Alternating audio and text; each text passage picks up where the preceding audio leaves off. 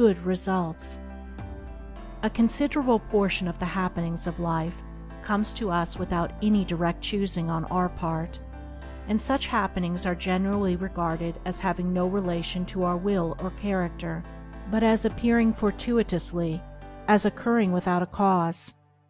Thus one is spoken of as being lucky and another unlucky, the inference being that each has received something which he never earned, never caused. Deeper thought and a clearer insight into life convinces us, however, that nothing appears without a cause, that cause and effect are always related in perfect adjustment and harmony. That being so, every happening directly affecting us is intimately related to our own will and character, is indeed an effect justly related to a cause having its seat in our consciousness. In a word, involuntary happenings of life are the results of our own thoughts and deeds. This, I admit, is not apparent on the surface, but what fundamental law, even in the physical universe, is so apparent? If thought, investigation, and experiment are necessary to the discovery of the principles which relate one material atom to another, even so are they imperative to the perception and understanding of the mode of action which relate one mental condition to another, and such modes, such laws, are known by the right doer, by him who has acquired an understanding mind by the practice of true actions. We reap as we sow. Those things which come to us, though not by our own choosing, are by our own causing. The drunkard did not choose the delirium tremens or insanity which overtook him, but he caused it by his own deeds. In this case the law is plain to all minds, but where it is not so plain, it is none the less true. Within ourselves is the deep-seated cause of all our sufferings, the spring of all our joys. Alter the inner world of thoughts, and the other world of events will cease to bring you sorrow. Make the heart pure, and to you all things will be pure, all occurrences happy and in true order. Within yourselves deliverance must be sought. Each man his prison makes. Each hath such lordship as the loftiest ones. Nay, for with powers above, around, below, as with all flesh and whatsoever lives, act maketh joy or woe. Our life is good or bad, enslaved or free, according to its causation in our thoughts. For out of these thoughts spring all our deeds, and from these deeds come equitable results.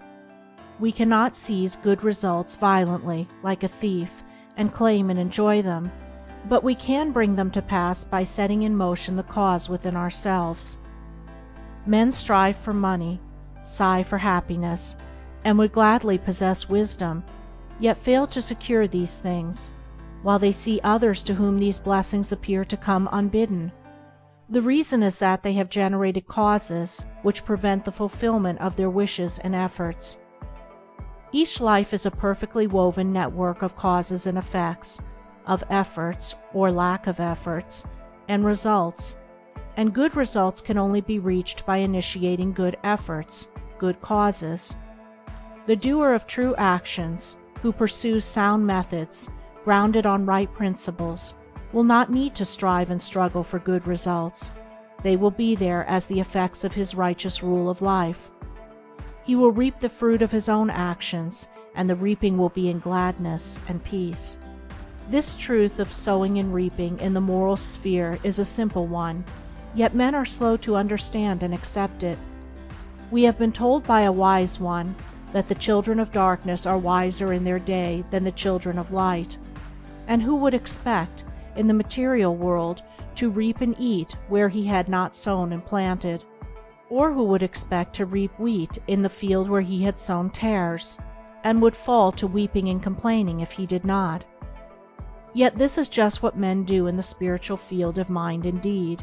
They do evil and expect to get from it good, and when the bitter harvesting comes in all its ripened fullness, they fall into despair and bemoan the hardness and injustice of their lot, usually attributing it to the evil deeds of others, refusing even to admit the possibility of its cause being hidden in themselves, in their own thoughts and deeds.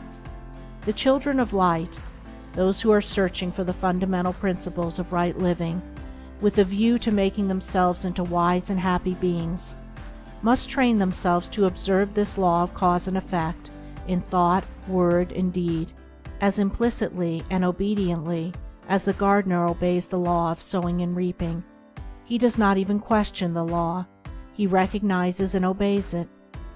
When the wisdom which he instinctively practices in his garden is practiced by men in the garden of their minds, when the law of the sowing of deeds is so fully recognized that it can no longer be doubted or questioned, then it will be just as faithfully followed by the sowing of those actions which will bring about a reaping of happiness and well-being for all.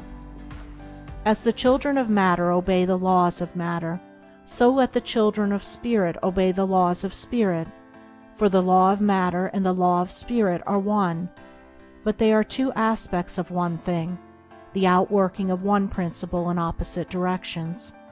If we observe right principles or causes, wrong effects cannot possibly accrue. If we pursue sound methods, no shoddy thread can find its way into our web of life, no rotten brick enter into the building of our character to render it insecure. And if we do true actions, what but good results can come to pass? For to say that good causes can produce bad effects is to say that nettles can be reaped from a sowing of corn.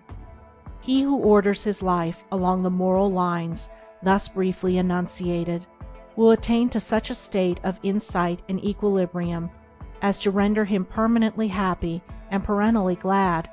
All his efforts will be seasonally planted, all the issues of his life will be good, and though he may not become a millionaire, as indeed he will have no desire to become such, he will acquire the gift of peace, and true success will wait upon him as its commanding master.